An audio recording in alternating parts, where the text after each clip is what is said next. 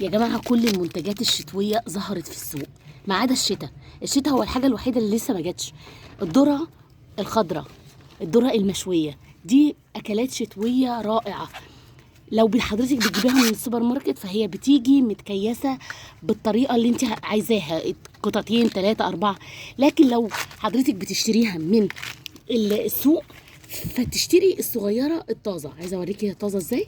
شايفه كلها، شايفه طريه خالص ازاي. دي اول لما تتشوي هتاكلي ذره مشويه من الدرجه الاولى، طعمها مميز جدا، ريحتها حلوه قوي.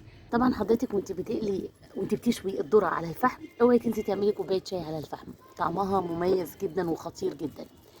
الذره اول لما اتحطت على النار ما خدتش وقت لانها طازه جدا، فما خدتش وقت في تحميرها ووصلت للون التحفه اللي حضرتك شايفاه ده.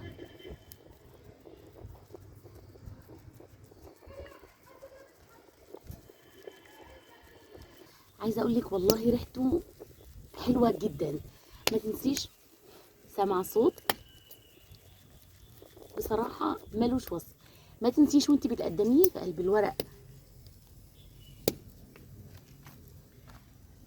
في قلب الورق الخاص بيه، وتبداي تقدميه بالشكل ده.